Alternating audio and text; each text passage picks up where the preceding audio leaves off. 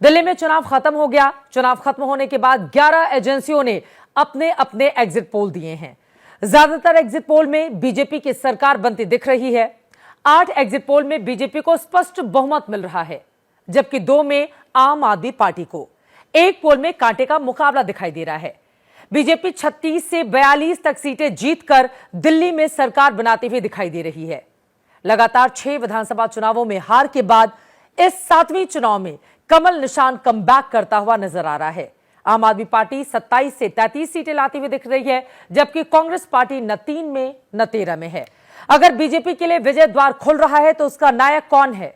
BJP की सरकार बनी तो शिल्पकार कौन है, जिसकी वजह से दिल्ली का इतिहास क्या बदलने जा रहा है?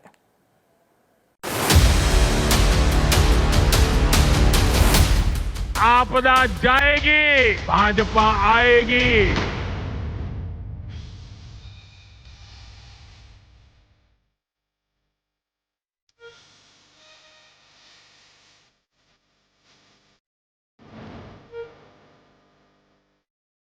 कुछ शख्सियत अनोखी होती है, कुछ परिणाम अकल्पनीय होते हैं और कुछ परिस्थितियां भी अविश्वसनीय होती हैं। दिल्ली के एग्जिट पोल में ये तीनों ही विशेषण प्रधानमंत्री नरेंद्र मोदी पर फिट होते दिख रहे हैं। दिल्ली विधानसभा पर ज्यादातर एग्जिट पोल नरेंद्र मोदी की जबरदस्त शख्सियत से दिल्ली में अकल्पनीय परिणाम के अविश्वसनीय संकेत दे रहा है। हमारा एक ही मिशन, एक ही लक्ष्य होना चाहिए। आपदा को हटाएंगे, भाजपा को लाएंगे। आपदा को हटाएंगे, आपदा को हटाएंगे। दिल्ली चुनाव के एग्जिट पोल में वही सब कुछ होने के संकेत दिख रहे हैं, जिनके बारे में बीते 1 महीने में प्रधानमंत्री नरेंद्र मोदी ने अपनी 3 रैलियों के जरिए दिल्ली के बारे में बोला।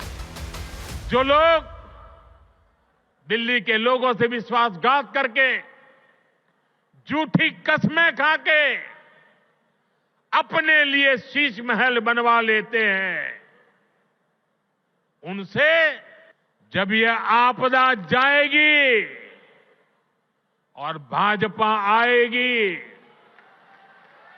तो इन सारी समस्याओं का समाधान भी किया जाएगा।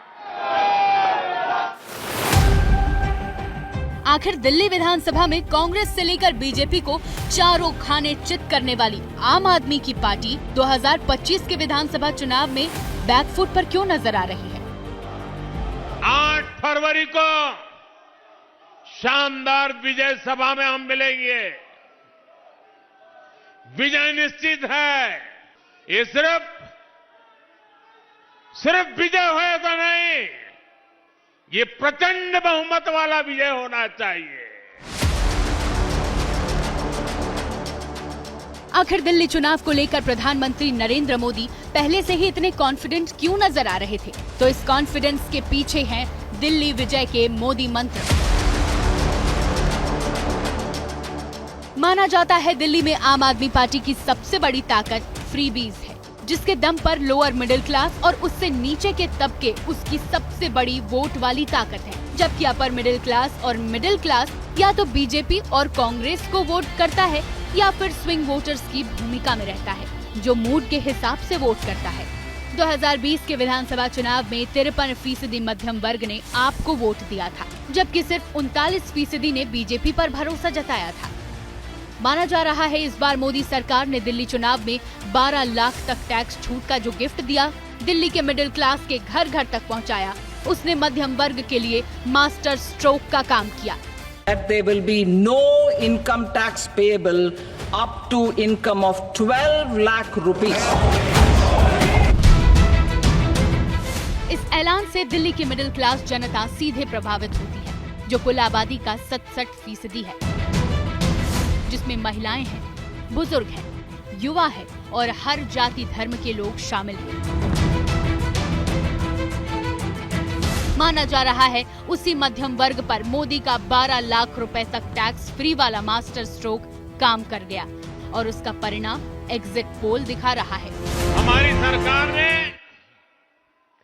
12 लाख रुपए तक की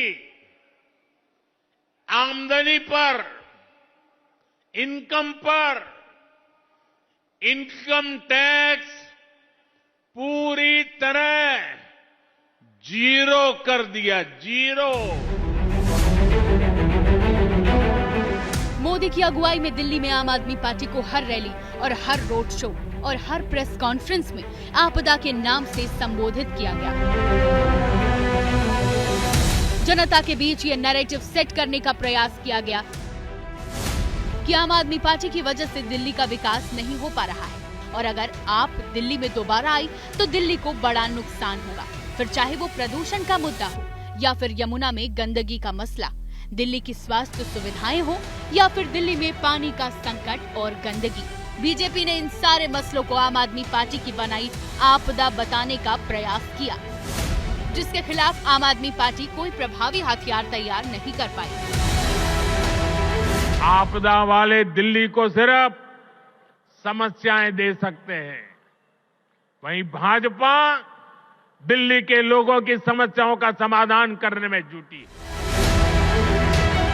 आपदा वाले इस वार के जरिए पीएम मोदी ने दिल्ली में अपनी और पार्टी के दूसरे नेताओं की रैलियों से आम आदमी पार्टी पर शराब घोटाले से लेकर दूसरे भ्रष्टाचार के अलावा शीश महल को भी बड़ा मुद्दा बनाने का प्रयास किया। ये कितने बड़े झूठे हैं, इसका उदाहरण इनका शीश महल है।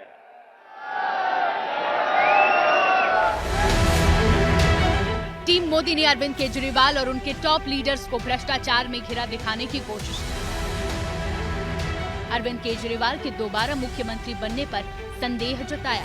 इन आपदा वालों की लूटिया यमुना जी में ही डूबेगी। मोदी की दिल्ली बीजेपी टीम ने बार बार ये नैरेटिव सेट करने की कोशिश की कि केजरीवाल एंड टीम दिल्ली में काम नहीं कर पा रही है और आरोपों का ठीकरा एलजी और केंद्र सरकार पर फोड़कर झूठा रोना रोती है।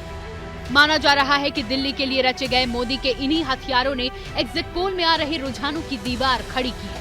हालांकि ये सिर्फ एग्जिट पोल का अनुमान है, असल में जनता ने किसको कितने नंबर दिए और किसे सत्ता के शीर्ष तक पहुंचाएगी, उसके लिए 8 फरवरी तक इंतजार करना होगा।